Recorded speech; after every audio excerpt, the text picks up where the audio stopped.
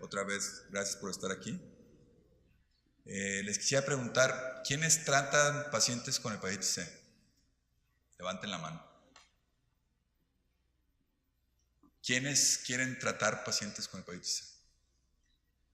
Eso, está bien. Bueno, tenemos. Bueno, muy bien. ¿Me pasan la siguiente, por favor?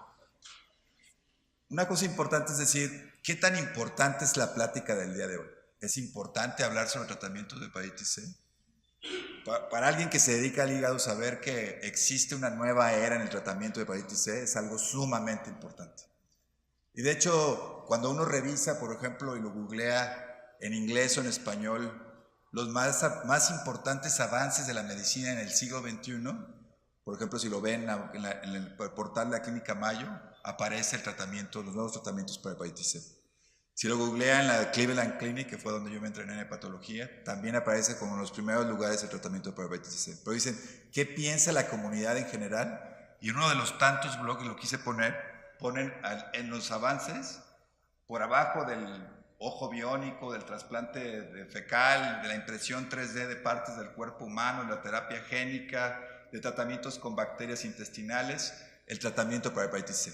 Es muy importante saber que tenemos una nueva terapia o las nuevas terapias que ya están disponibles desde ya varios años en México, que son sumamente efectivas para el tratamiento de hepatitis C. ¿Me dan la siguiente? En la agenda pues hablaremos de la historia de los tratamientos, brevemente, las ventajas de los nuevos tratamientos antivirales directos, los efectos benéficos extrahepáticos de la respuesta viral sostenida, que quiere decir que se curó el paciente, la ausencia de carga viral después de 12 semanas de haber recibido tratamiento, ya sin tratamiento, puntos a considerar previos al inicio de tratamiento, la clasificación de los antivirales directos, los esquemas de tratamiento, las experiencias en México y conclusiones.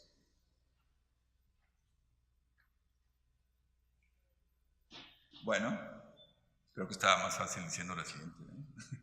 La evolución del tratamiento, sabemos que antes teníamos terapias que se tenía que inyectar uno, que interferón pegilado o interferón estándar y ribavirina, y conforme va avanzando el tiempo, en el 2014 aparecieron los primeros antivirales directos, inhibidores de proteasas. El primero fue Cimeprevir, y las respuestas que eran cuando nada más se daba interferón estándar de menos del 8 o 5%, que subió hasta el 40% en el caso de genotipo 1 con interferón pegilado y ribavirina, pudieron llegar hasta el 60%. Sin embargo, esta es una gráfica demasiado prometedora porque realmente en la práctica no era así, debido a que teníamos un sesgo del tratamiento porque no tratábamos a los pacientes graves, no tratábamos a pacientes con enfermedad descompensada, no tratábamos a pacientes con infección, con afecciones renales, etc.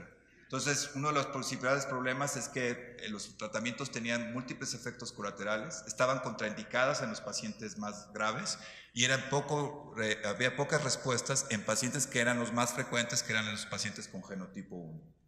Por otro lado, la ribavirina no se podría utilizar en insuficiencia renal y habría pobre respuesta en pacientes también post-trasplantados tanto de hígado y en riñón. El interferón prácticamente estaba contraindicado porque inducía la presencia de rechazo del órgano.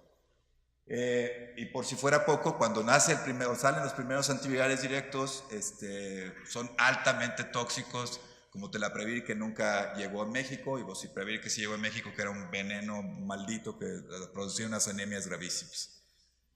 Y bueno, ¿qué pasa ahora? Revertimos todo esto y sube al 95% las respuestas. Y ahora lo que se piensa es que terapias que son realmente exitosas, si vamos a dar tratamiento, tenemos que buscar una terapia que sea lo suficientemente eficaz para lograr una curación del paciente en el 95% de los casos. Y la efectividad, como les mencionaba, no está dado nada más porque es más potente la droga, sino porque la efectividad aumenta porque se obtiene respuesta viral sostenida en pacientes graves, que antes no tratábamos, cirróticos descompensados, pacientes con insuficiencia renal, pacientes posttransplantados o pacientes con otras comorbilidades que hacían que el interferón pegilado no se pudiera dar.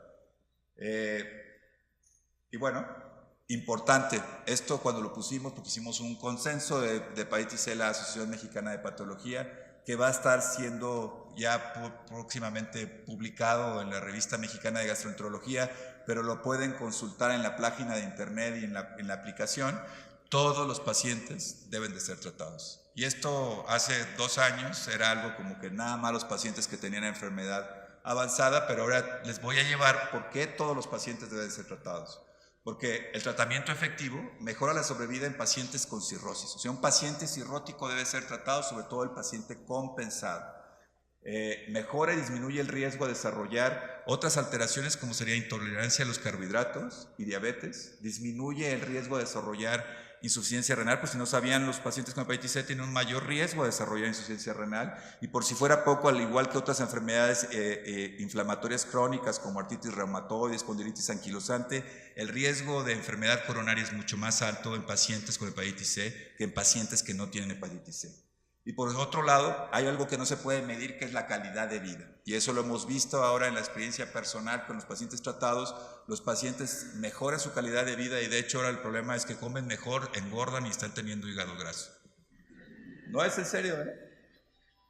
Y bueno, espero que se alcance a ver, estas son gráficas en donde se ve, en donde se demuestra que los pacientes que tienen respuesta viral sostenida tienen una menor prevalencia e incidencia de insuficiencia renal que aquellos que no fueron tratados o que no tuvieron respuesta viral sostenida, y que los síndromes de coronarios agudos son menores en frecuencia que en aquellos pacientes que tienen respuesta viral sostenida que aquellos que no fueron tratados.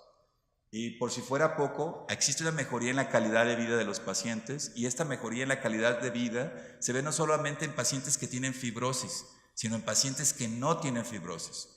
Entonces, el paciente que tiene hepatitis C tiene una baja calidad de vida, y esta baja calidad de vida mejora después del tratamiento, independientemente del avance de la fibrosis que tenga el paciente. ¿Cuáles son los puntos importantes a considerar antes de iniciar tratamiento? El genotipo. Es importante todavía el genotipo. ¿Por qué? Y digo, ¿por qué todavía? Porque actualmente existen ya medicamentos que son pangenotípicos, que probablemente podríamos darlo de manera general. Sin embargo, todavía sigue siendo importante porque, por ejemplo, algunos de esos medicamentos como sofosbuvir, patasvir en genotipo 3, que tiene fibrosis o que fueron tratados previamente, todavía se tiene que conocer que es genotipo 3 porque se tendría que dar tratamiento junto con ribavirina y cosas similares. En cuanto a, por ejemplo, la carga viral es importante. ¿Por qué? Porque pacientes que tienen genotipo 1, que tienen cargas virales menores de 6 millones de unidades, pueden ser tratados con sofosbuvir, ledipasvir por 8 semanas en vez de 12 semanas. El grado de fibrosis sigue siendo importante, como les mencionaba en el ejemplo anterior. Pacientes, por ejemplo, las nuevas drogas, glecaprevir, pimbertasvir, que todavía no está en México. Si no tengo fibrosis, puedo dar tratamientos pangenotípicos a 8 semanas en vez de 12 semanas.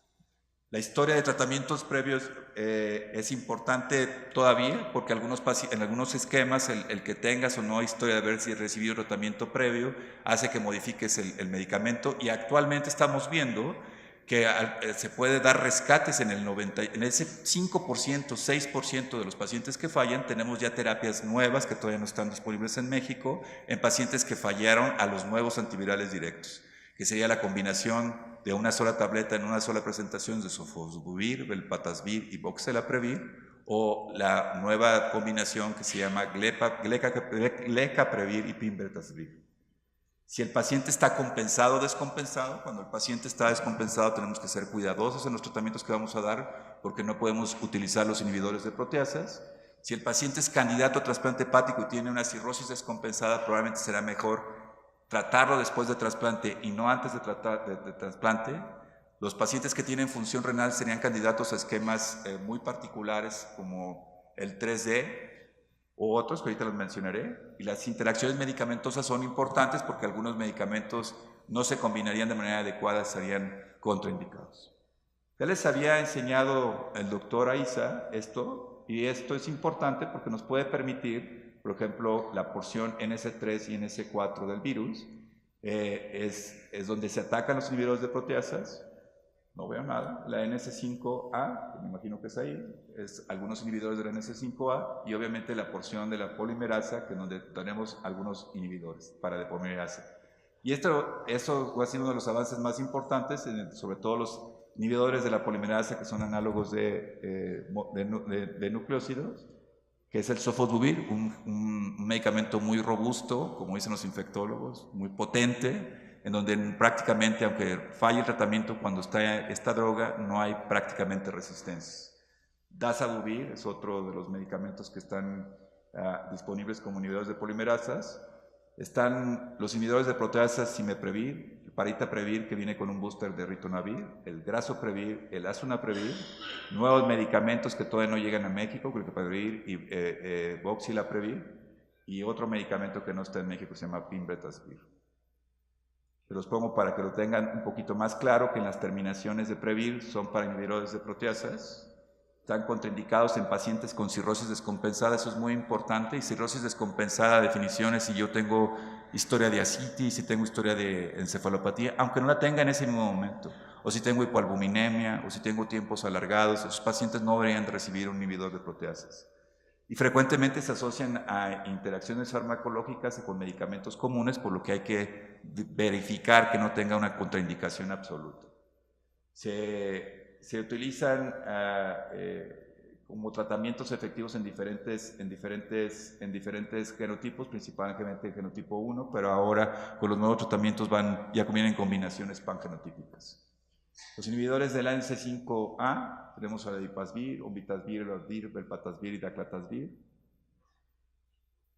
Y ya les había mencionado estos dos inhibidores de la polimerasa. Los puntos a considerar es, tengo insuficiencia renal, entonces no podría utilizar, por ejemplo, Sofus, Ledipasvir o Daclatasvir, sobre todo si tengo una filtración glomerular estimada menor de 30, ahí está equivocado.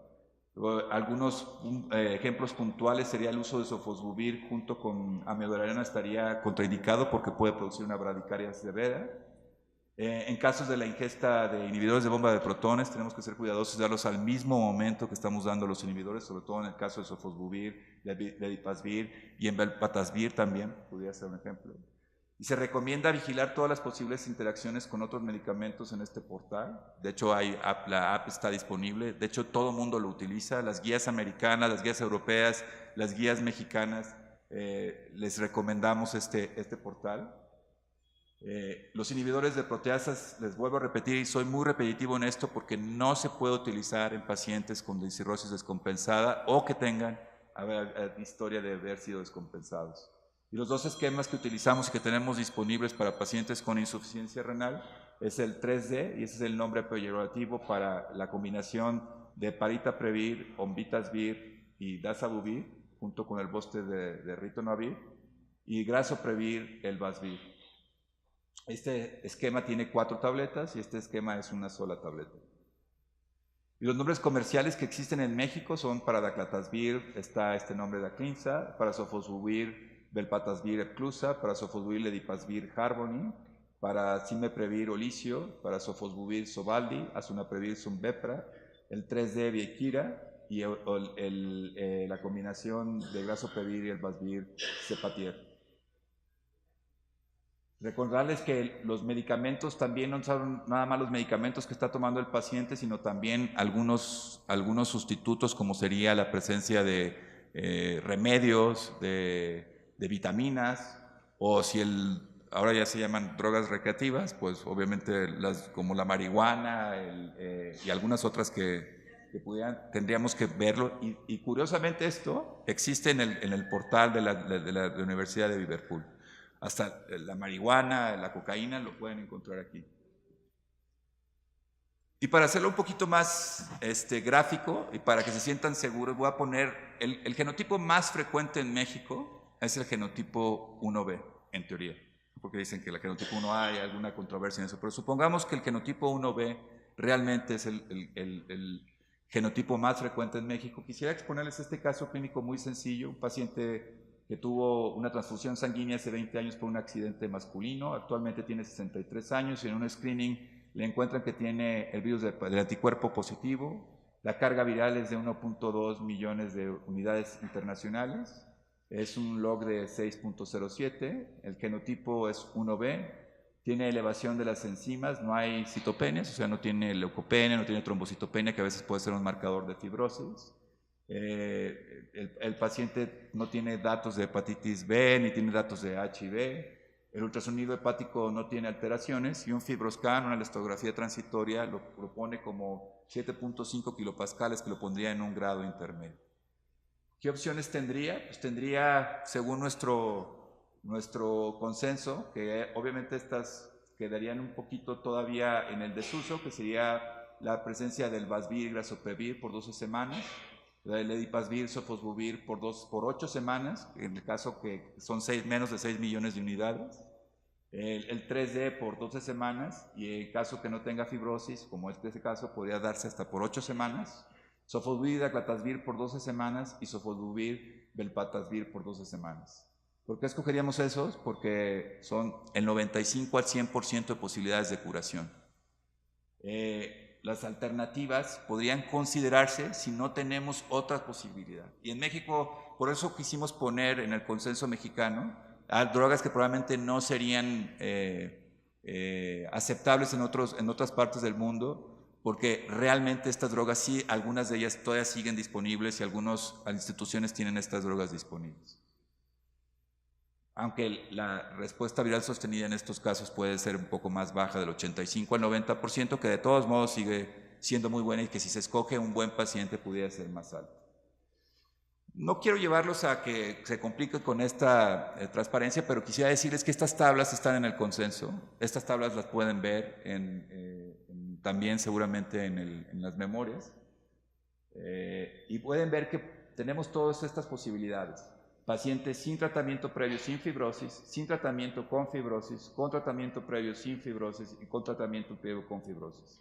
Y realmente las respuestas en todos estos casos son espectaculares, entre 8 y 12 semanas, tanto para genotipo 1A, como genotipo 1B, como genotipo 1B. Y probablemente las excepciones es que en el caso de Grazoprevir, el Vasvir, si tiene mayor de 800,000 unidades internacionales, se debería dar tratamiento por 16 semanas. Con ribavirina si tiene antecedente de tratamiento previo o tiene fibrosis. En el caso de Sofosbuvir, Ledipasvir, si tiene tratamiento previo, el paciente deberá recibir 12 semanas con riba, o si es intolerante a riba, 24 semanas sin riba. Y así sucesivamente hay diferentes excepciones para cada acción. En genotipo 2 pusimos Sofus riba como alternativo. Actualmente la Sofus Velpatasvir, que en ese tiempo estaba todavía no disponible, pero ya estaba en vías de estar, ya está disponible desde hace tiempo en México. Y Sofus Daclatasvir, que es un medicamento, son dos tabletas en vez de una que viene ya combinada en Sofus Velpatasvir. Los tratamientos son por 12 semanas y Sofus riba definitivamente es un tratamiento que no se debe utilizar, aunque está escrito en el consenso. Después de unos meses después, ese tratamiento no se debe realizar. En el caso de genotipo 3, definitivamente Sofus riba de ninguna manera se debe de considerar, y los mejores tratamientos serían Sofus Velpatasvir y probablemente con la evidencia científica más importante con ribavirina en los casos que tengan fibrosis o tratamientos previos, o Sofus Daclatasvir de manera similar a 12-24 semanas. Desafortunadamente es un poquito de discrepancia en la literatura si son 12 o 24 semanas con riba. En cirrosis descompensada hay que evaluar primero si el paciente va a ser trasplantado, cuánto va a sobrevivir. Realmente no tenemos muchas opciones. En cirrosis descompensada nada más tenemos Sofus Ledipasvir con o sin riba, con riba por 12 semanas, sin riba por 24 semanas en genotipo 1. Sofosbuvir Velpatasvir es un esquema pangenotípico en 1, 2. Estoy hablando de 1, 2 y 3 porque en México prácticamente no hay 4, 5 y 6 y menos 7, a menos de que alguien se vaya con una novia en el Congo. Y Sofosbuvir y Daclatasvir con o sin riba también sería un esquema pangenotípico. En caso de ser considerado candidato a trasplante y que tenga una determinación de alto riesgo en MEL mayor de 25, hay que considerar, y realmente 25 está muy alto, realmente creo que ahora es por arriba de 20, los pacientes deben de considerarse más bien para trasplante y recibir tratamiento después de trasplante. Y esto no es una opinión personal, esto es una opinión basada en evidencia. Desde hace tiempo, en esos estudios de SOLAR 1 y SOLAR 2, se vio que pacientes que no habían sido trasplantados, en Child B y Child C, las respuestas podían ser tan bajas hasta en el 81%, comparado con el 95% en el 100% de los pacientes que eran Child A. Y en pacientes ya trasplantados que eran Child C, las respuestas podían ser tan bajas hasta del 50%. Entonces, esos pacientes probablemente que ya fallaron y que recurrieron y que tienen enfermedad y que tienen una enfermedad avanzada post-trasplante deberían de considerarse para retrasplante más que para recibir tratamiento. Y también con otras combinaciones como Sofosbuvir, Ribavirin, cuando el paciente es Child C, las respuestas son solo del 56%. Entonces, realmente esos pacientes deberían de considerarse primero para tratamiento con trasplante y posteriormente para tratamiento médico después de trasplante. Existen experiencias mexicanas, probablemente la experiencia publicada más extensa es de la doctora Chirinos y de la doctora Dehesa, pero como yo no la escribí, no la podía poner, pero son 81 pacientes con un 96% de respuesta. Nosotros pues, tenemos esta experiencia que son 72 pacientes. La tenemos ya un poquito más avanzada, después porque esto lo publicamos, lo presentamos en el 2016, y muy breve, básicamente como pueden ver, el 80-75% de nuestros pacientes eran genotipo 1A, 1B, nada despreciable, un 20% con genotipo 2 y un 8% con genotipo 3.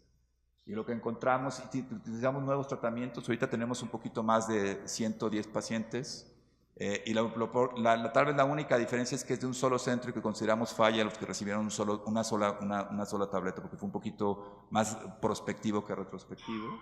Y lo que encontramos es que no salieron los valores, qué chistoso, pero la respuesta viral sostenida es del 94% en nuestra experiencia. En la experiencia de la doctora Dehesa, su respuesta era del 96%. Y lo más importante,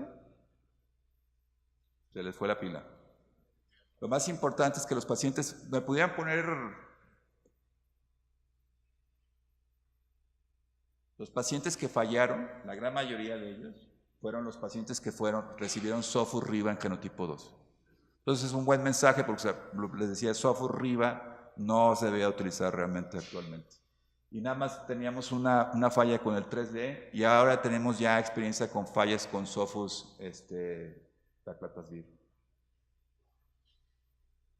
En conclusión, yo quisiera nada más mencionarles que existen dos tratamientos que son muy importantes para rescate en falla con los nuevos antivirales, el Sofosbuvir, Velpatasvir más Voxilaprevir, y Glecaprevir, Pimbetasvir también para falla, pero Glecaprevir, Pimbetasvir se va a utilizar también como terapia de inicial, pangenotípica por 8 semanas en pacientes que no tengan cirrosis y por 12 semanas en pacientes que tengan fibrosis avanzada, que creo que es un avance muy importante. Seguramente lo tendremos próximamente en México y seguramente ya están en el proceso de poderlo presentar en el futuro a ustedes. En conclusión, actualmente la hepatitis C se puede erradicar en la mayoría de los pacientes, más del 95%, y los que fallan tenemos tratamiento ya. Se pueden tratar a todos los grupos de pacientes, incluyendo aquellos los que antes se consideraban difíciles de tratar. Se debe escoger el mejor esquema de tratamiento de acuerdo al esquema más efectivo y al más fácil de administrar. No es diferente una que 4 tabletas, pero sí otra cosa que es muy importante es la disponibilidad. Si yo tengo un esquema que no está disponible, aunque sea el mejor o el más fácil o el que puede tener adherencia, seguramente tendremos que tener tendremos que dar lo que tengamos. Los reportes en la población mexicana demuestran que la respuesta viral sostenida en la vida real con los antivirales directos es similar a lo reportado en la literatura médica, y todos los pacientes con hepatitis C deben ser considerados para tratamiento con antivirales directos, no importa el grado de fibrosis, no importa la edad, obviamente en pacientes mayores de 18 años. Muchísimas gracias.